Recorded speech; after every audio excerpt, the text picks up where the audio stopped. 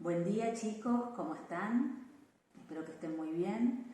Hoy vamos a ver el sistema fonatorio. Es un repaso porque ustedes es un tema que ya lo estuvieron viendo, pero bueno, vamos a hacer un repaso y vamos a ver que en realidad la emisión se produce por la acción coordinada de órganos, estructuras y músculos. El órgano principal de la fonación es la laringe, como ustedes bien saben. Y vamos a ver que la laringe, digamos, se compone por 4 partes principales que son el esqueleto cartilaginoso, los músculos extrínsecos, los músculos intrínsecos y la capa blanda o mucosa. Vamos a empezar por los cartílagos. Vamos a ver en principio el cartílago cricoides, que siempre se describe con forma de anillo de sello, y lo vemos asentado, ¿sí?, por encima de la tráquea. Este cartílago tiene 2 facetas que le permiten conectarse con los cartílagos aritenoides y otras 2 que le permiten conectarse con los cartílagos tiroides. Entonces, vamos a ver lo siguiente. Por encima nos encontramos con el cartílago tiroides, que está compuesto por 2 fases, 2 láminas cuadrangulares unidas, que es lo que forman el ángulo entrante del tiroides, que es lo que se conoce como la nuez de Adán. Vamos a ver que en el hombre es más prominente justamente porque mide 90 grados, mientras que la mujer es menos prominente porque mide 120 grados. Tiene forma de libro, generalmente lo describen de esa forma. Por otro lado, vamos a ver que por detrás, si vemos por detrás, vamos a ver 2 cartílagos que son, forman un par, que son los aritenoides. Los aritenoides, vamos a ver que los aritenoides, conjuntamente con el cartílago cricoide, forman lo que se llama la articulación cricoaritenoidea. Esta articulación permite básicamente 2 movimientos. Imaginemos que estos son los cartílagos aritenoides. Imaginemos que las cuerdas vocales se prolongan, si lo viésemos de costado, de esta forma. Así.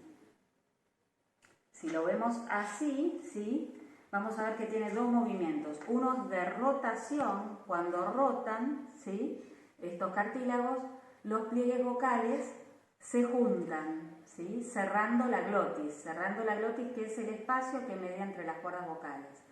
Cuando por el contrario se abren, ¿no?, siempre que hablamos de cierre decimos aducción y abducción con B, cuando se abren. Cuando se abre, digamos, cuando rotan hacia afuera, se abre la glotis. Estos son los movimientos que se dan de rotación alrededor del eje longitudinal, ¿sí?, de esta articulación cricoaritenoide. Ahora hay otro movimiento, ahora lo vamos a ver como si viéramos la laringe de costado, no así como lo estábamos viendo, digamos, de atrás, sino viendo desde el costado, y van a ver lo siguiente. Produce movimientos de traslación, que es este movimiento, hacia atrás y hacia adelante. Estos movimientos que hace de traslación, ¿qué es lo que hacen con los pliegues vocales? Lo que hacen justamente es elongarlos, ¿sí?, o acortarlos. Los elongan, aumenta la longitud y disminuye la longitud, que eso es lo que nos va a permitir poder de algún modo controlar la altura tonal, ¿sí? La altura tonal, es decir, poder hacer un agudo o poder hacer un grave. Ustedes saben que cuando nosotros hacemos un agudo, los pliegues vocales se alargan, mientras que cuando hacemos una nota más grave, ¿sí?, se acortan. Vamos a ver por otro lado los músculos extrínsecos de la laringe, que tienen básicamente 2 funciones: elevar, ¿sí?, y deprimir la laringe. Los depresores son esternoioideo, tiroioideo y homoioideo. Y los elevadores son genioideo, digástrico, miloioideo, estiloioideo y el constrictor medio e inferior de la faringe. Estos son muy importantes en el sentido que nos permiten, ¿sí?, elevar la laringe cuando hacemos un agudo. Normalmente, si ustedes hacen una nota aguda, prueben. Hablen ahí, ¿sí?, como si hablaran en falsete, pueden probar eso, o cantar, ¿no? Entonces van a sentir que la laringe está alta, ¿sí? Por el contrario, hacen un sonido grave y van a sentir que desciende la laringe. Esto que se llama basculación laringea es muy importante, lo vamos a trabajar siempre en los pacientes. Generalmente el paciente, cuando tiene una hiperfunción, presenta una laringe alta y nosotros tenemos que trabajar para descenderla. En el canto siempre se busca la postura más relajada y óptima, con lo cual siempre se pide cantar con una cierta cobertura, con un canto coperto, es decir, descendiendo levemente la laringe para evitar esta basculación. La basculación muy marcada hace que se produzcan cambios en la calidad vocal, ¿sí?, en el timbre del sonido de la voz. Vamos a ver por otro lado que los músculos extrínsecos, ustedes bien saben, esto no lo dije, van desde los cartílagos que mencionamos hacia distintas partes del cuello, ¿sí?, o músculos que están en el cuello. Vamos a ver entonces las funciones de los músculos intrínsecos, ¿sí? Estos músculos van desde un cartílago a otro, por eso tienen nombres compuestos que tienen que ver con los cartílagos. Vamos a ver que la función que tienen, en principio lo que buscan es modificar o cambiar lo que es la forma, ¿sí?, de las pliegues vocales, la posición y el grado de tensión. Pero las funciones específicas de estos son estas tres que van a ver en el PowerPoint, que son tensar los pliegues vocales, ¿sí?, dilatarlos y la constricción de los mismos. Dentro de la tensión, ¿sí?, la tensión de los pliegues vocales, volvemos a esto, es la que me permite regular la altura tonal. Si el sonido es más agudo, va a haber mayor, digamos, tensión, es decir, van a estar más alargados los pliegues vocales y por el contrario, en un tono más grave, acortados. Entonces, vamos a ver que hay dos músculos principales que son, fíjense, vamos a verlo en el dibujo, a ver, ¿puedes sacar un chiquitín? Quizás es más claro en el dibujo, si nosotros vemos, van a ver lo siguiente. Hay una línea acá, ¿no? Este es el músculo vocal. El músculo vocal es el músculo tiroaritenoideo, es decir, está dividido en dos. Tiene una porción que es una porción mediana, que se llama porción tirovocal, y una porción, esto cuando tengan el PowerPoint lo van a poder ver bien, acá no, y una porción lateral, digamos, que es la porción tiromuscular. ¿Por qué nos importa esto? Porque tienen diferentes funciones, entonces esto hay que tenerlo en cuenta. Vamos a ver que en realidad el tensor, digamos, es precisamente el tensor mediano, es decir, el más interno, es el que nos permite que los pliegues vocales, digamos, se tensen, pero en realidad se trata de una tensión isométrica. ¿Qué quiere decir? Una tensión isométrica es donde se tensan, pero aumenta la masa, es decir, se acortan. No están elongados, no están, digamos, con la máxima longitud como se da con el tensor externo. El tensor externo es el cricotiroideo, que son estos dos, que cuando rigidizan, digamos, el mecanismo, lo que hacen es elongar los pliegues vocales, adelgazándolos. Por el contrario, eso se llama, cuando uno elonga, a eso llamamos tensión isotónica. Se tensan y se alargan los pliegues vocales. Mientras que cuando hacemos una tensión isométrica, que es el caso del músculo tiroaritenoideo, porción tirovocal, lo que vamos a ver es que se acortan. Eso lo van a ver bien en un link que yo les voy a dejar de Van Leeuwen, como para que ustedes puedan ver bien cómo se comportan los pliegues vocales cuando hacen sonidos graves o sonidos agudos. Entonces, volvemos a esto. ¿Qué otros músculos tenemos? Los tensores, dijimos. Después, como dilatador, tenemos un solo músculo que es el cricoaritenoideo posterior, ¿sí? Estos que están, vemos acá. Por otro lado, tenemos los músculos constrictores. Dentro de los constrictores tenemos el principal constrictor, sería el cricoaritenoideo lateral. Por eso se dice que el músculo que abre la glotis, ¿sí?, es el cricoaritenoideo posterior, mientras que el cricoaritenoideo lateral es el que cierra la glotis. Entonces, veamos que constrictores no es ese solo. Aparte del cricoaritenoideo lateral, vamos a tener los interaritenoideos o ariaritenoideos, ¿sí?, que aproximan o, digamos, acercan a los aritenoides. Por otro lado, vamos a tener los aritenoides oblicuo y transverso. Y por último tenemos el tiroaritenoideo, pero la porción tiromuscular, es decir, la porción que habíamos dicho lateral, ¿sí?, la porción más lateral. Esta porción lo que hace es ayudar también a la constricción y también ayuda a reducir la tensión de los pliegues vocales que produce la porción tirovocal. Vamos a ver lo siguiente. Ahora vamos a lo que es la capa blanda o mucosa. Dijimos que la capa blanda o mucosa, en realidad, si ustedes observan los pliegues vocales, van a ver que la coloración que tienen los pliegues vocales es diferente a el color, digamos, que tienen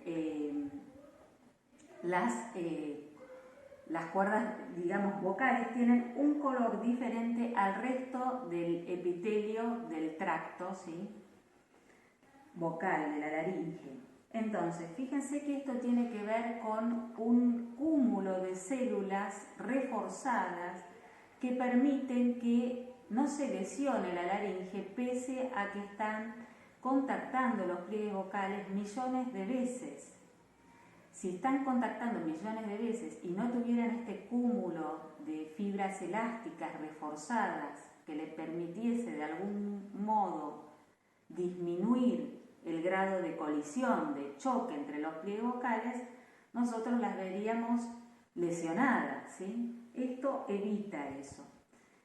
Hirano, un médico de Kurume, de Japón, en 1974, descubrió que en realidad estas cuerdas vocales estaban, ¿por qué se daba ese tejido? Porque estaban compuestas básicamente por 5 capas, como están viendo ustedes, ¿sí? Acá pueden ver que son el epitelio o mucosa, ¿sí?, que está, digamos, tiene células escamosas, que es lo que le da la forma a las cuerdas vocales. Después tenemos acá la lámina propia o la transición, que está formada básicamente por 3 capas, que son una capa superficial, que se conoce, digamos, como espacio de Reinke, esto que podemos ver acá en blanco, ¿no es cierto?, que tiene unas células gelatinosas. Después vemos la capa intermedia que tiene fibras elásticas y la más profunda tiene fibras colágenas. Por último vamos a ver acá en rojo, ¿sí?, lo que es el músculo vocal. El músculo vocal tiene, por supuesto, fibras estriadas, como habíamos mencionado, ¿no?, cuando hablamos. Las fibras estriadas son fibras musculares, es lo que forma el famoso músculo, digamos, de las cuerdas vocales o el cuerpo del músculo vocal o el tiroaritenoideo. Por otro lado, ustedes saben bien que en realidad por encima de los pliegues vocales, ¿no?, se le puede decir cuerdas vocales o pliegues vocales. En realidad, si ustedes los ven, van a ver que no tienen apariencia de cuerdas como uno ve en una guitarra, por eso se ha cambiado, ¿no?, hoy en día es como más actualizado llamarlos pliegues o repliegues vocales, aunque es lo mismo, todos entendemos cuerdas vocales también de qué se trata. Fíjense que por encima de los pliegues vocales tenemos otros pliegues ventriculares. Estas bandas ventriculares en la fonación normal no deberían participar. ¿Qué quiere decir? Cuando participan en una fonación nos está hablando de un gran esfuerzo vocal. No tienen que participar en una emisión vocal normal. Y ustedes van a ver un apunte en el cual yo no me quiero detener demasiado, ¿sí? Pero van a ver un apunte que es las funciones laríngeas de Guy Cornu, que yo les envié. Y lo que es interesante ver acá, digamos, qué funciones tiene la laringe. La laringe tiene básicamente 6 funciones, es decir, nosotros conocemos, quizás ya habían visto las principales, ¿no? Que son la respiratoria, y 2 que son vitales, que son la respiración y la deglución, la función deglutoria. Pero vamos a ver que también está la fonación, que es la que más nos interesa a nosotros, y vamos a ver que también interviene en la tos, en el esfuerzo muscular, ¿sí? Y también en la defecación, en el acto de defecar también interviene. Fíjense que lo que viene, digamos, lo que describe este apunte, ¿sí? Acá también lo tienen en el PowerPoint, más resumido, lo que describe es lo siguiente, es lo que interesa, digamos, es conocer que en cada función de la laringea, la laringe va a tener una postura diferente. Es decir, la laringe, la postura más relajada de todas es en el bostezo. Pónganse una mano, ¿sí?, en el cuello, bostecen y van a ver cómo se ensancha y se abre. A esto le sigue en realidad la respiración. En la respiración la glotis está abierta para que pueda pasar sin ninguna obstrucción el aire. En la fonación vamos a ver que ya los pliegues vocales, ¿sí? Esto va mostrando cómo además la importancia de cómo se van aproximando pliegues vocales y cómo van interviniendo las bandas ventriculares. Esto es muy importante que lo tengan en cuenta. En la fonación van a ver que se produce, ¿sí?, puede haber un mínimo acercamiento de las bandas, pero en realidad son los pliegues vocales. Las bandas deberían, si no hay esfuerzo, no deberían intervenir nunca. Entonces son los pliegues los que producen, ¿sí?, la aproximación o cierre. Luego vamos a ver que en el esfuerzo muscular, la tos, la defecación, en todos estos vamos a ver que ya la aducción de los pliegues vocales es muy importante y se acompaña de la aducción también de las bandas ventriculares.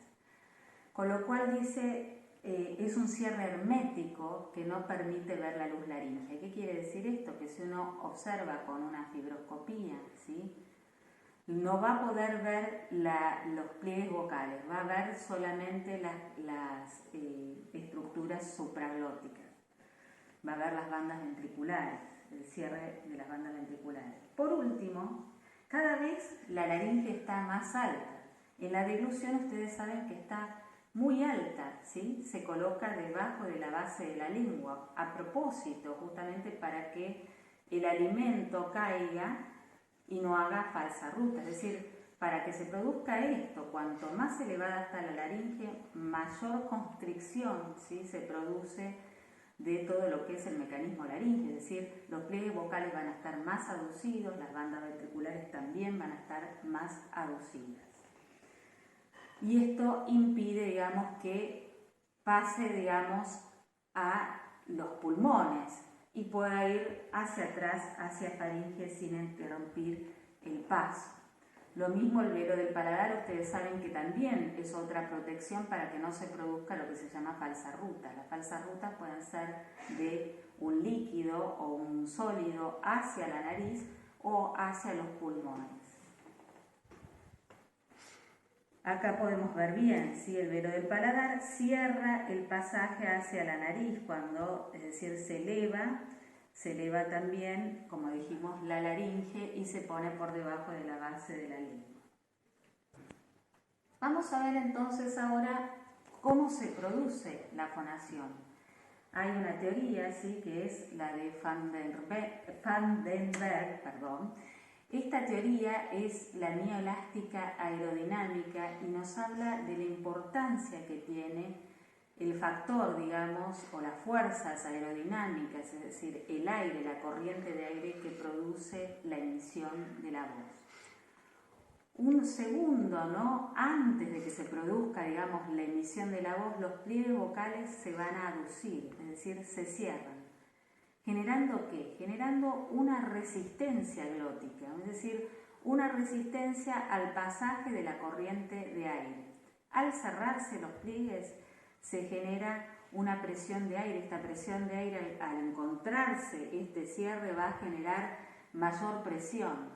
Genera presión, presión, presión, hasta que logra, digamos, sortear el paso.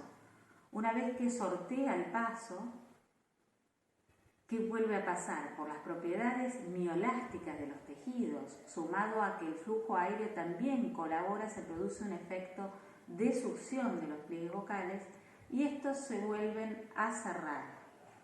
Nuevamente vuelve a aumentar la presión subglótica, los empuja, haciendo que se vuelvan a abrir, y así se produce el ciclo de aperturas y cierres que nosotros conocemos, ¿no?, como la fonación, la emisión de la voz. Cuanto más rápido sean las vibraciones, más cantidad de ciclos por segundo, más hertz, ¿no es cierto?, se produzcan, la frecuencia va a ser mayor, más agudo va a ser el sonido. Cuanto menos digamos, ciclos por segundo, más lento, va a ser más grave el sonido. Entonces, vamos a lo siguiente. ¿Qué dice esta teoría?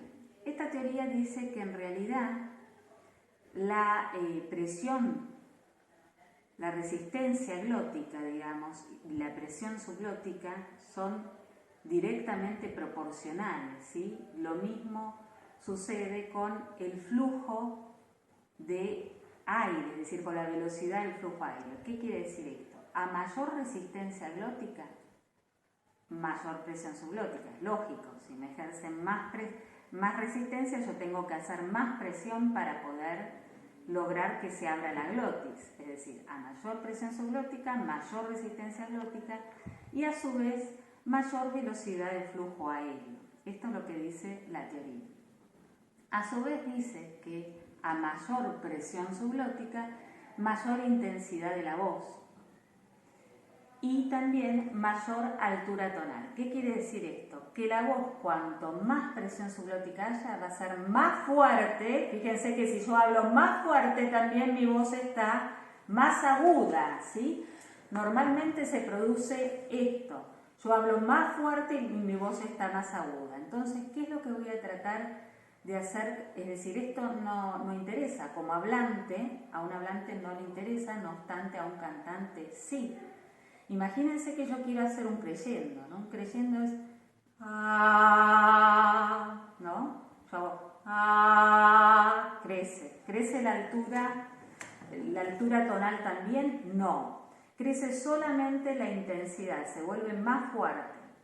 ¿Qué pasaría, ¿no?, si la presión subglótica aumenta y me modifica ambas cosas? Yo, aunque quiera hacer ese creyendo sobre la misma nota, quiera hacer crecer la intensidad, me pasaría ah, ¿sí? Se produciría un ascenso tonal.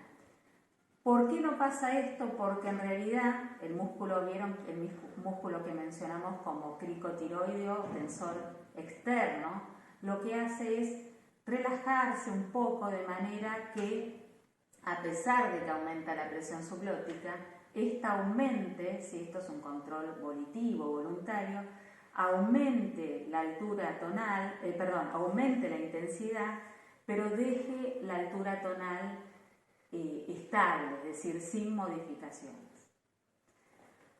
También esta teoría reconoce la importancia, ¿sí?, de el aspecto, digamos, que tiene que ver con todo lo cortical, ¿sí?, con la actividad cortical y con la actividad auditiva, ¿sí?, el oído, la audición.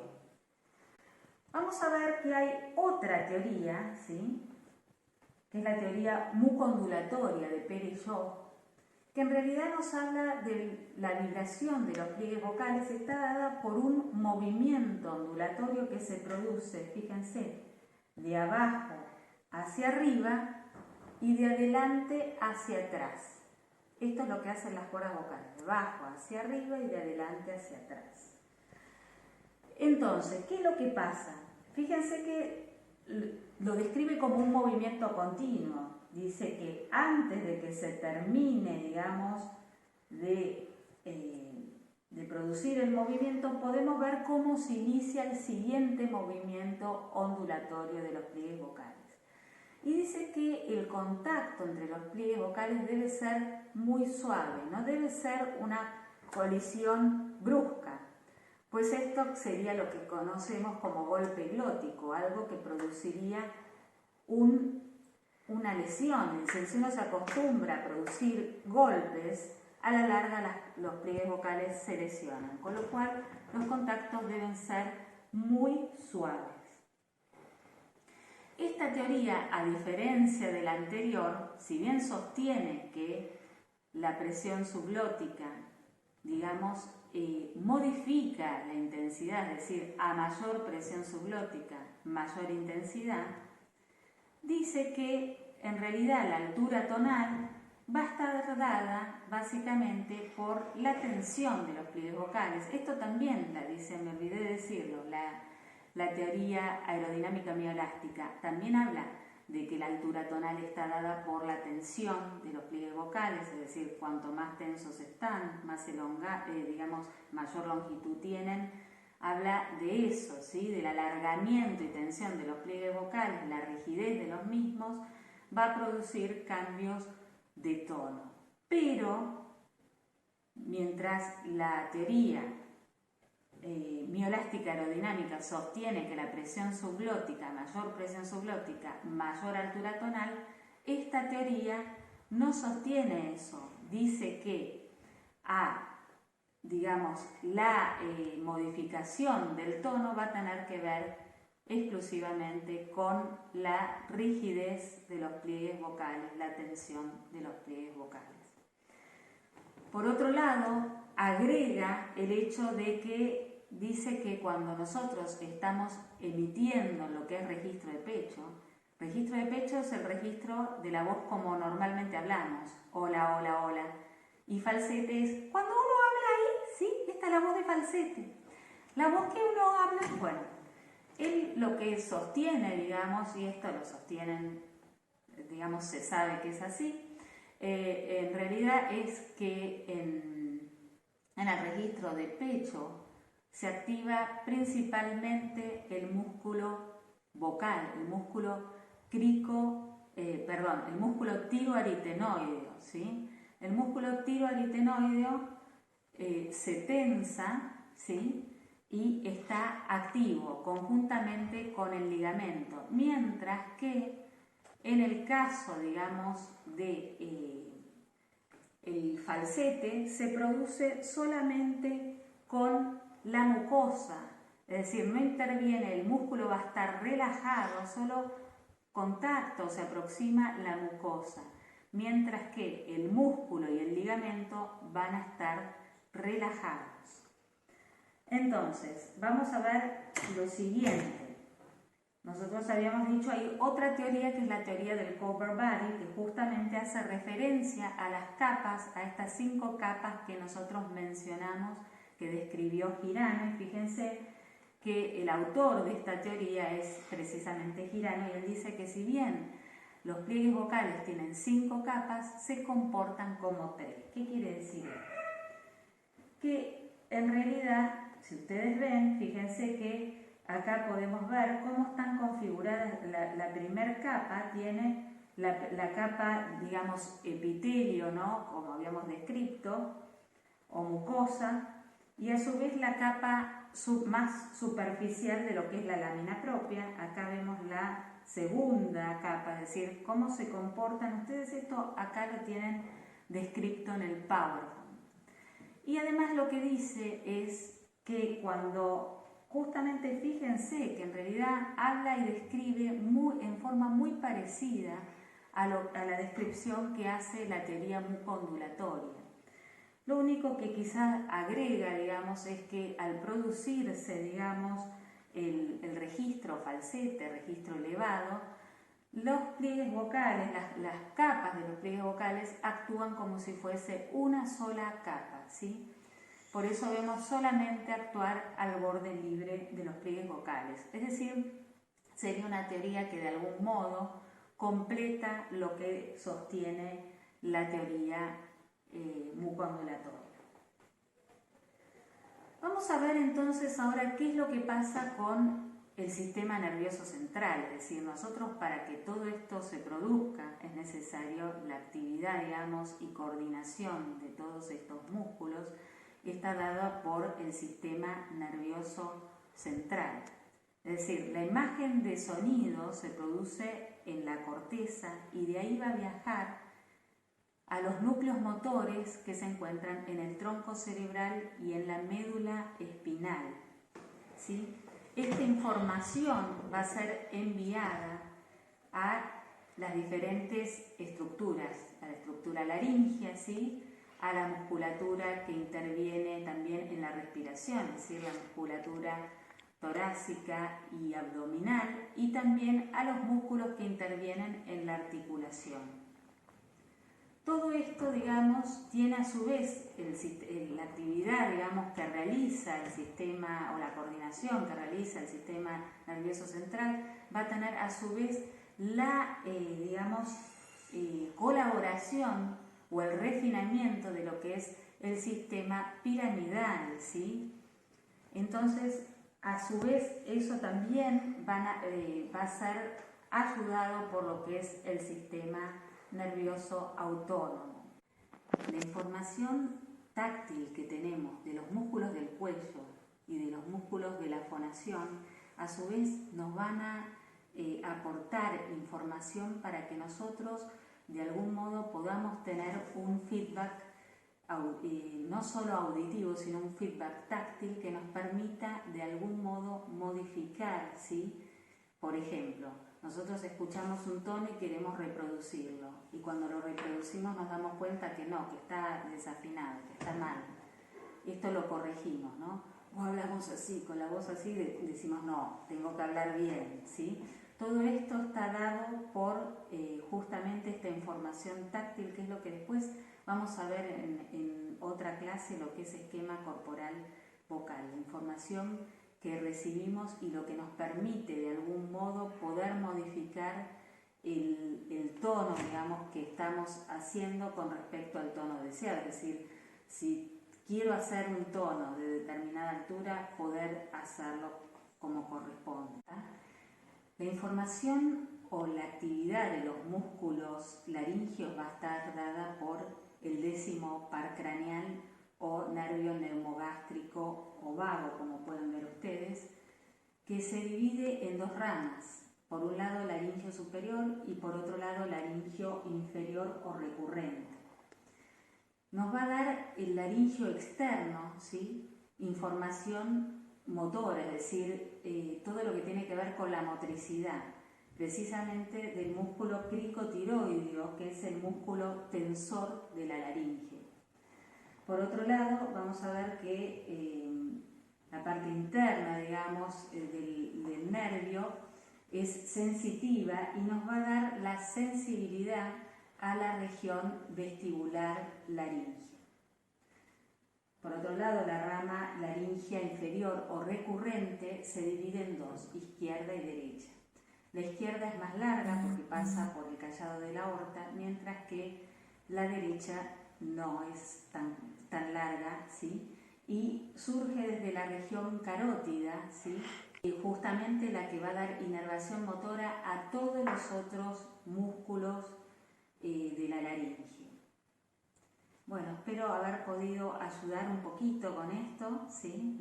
Es difícil filmar acá en casa, las interrupciones, el perrito que ahora lo tengo acá, no sé si lo alcanza, pero bueno, tratando de por lo menos poder ayudar un poco en la medida que se pueda.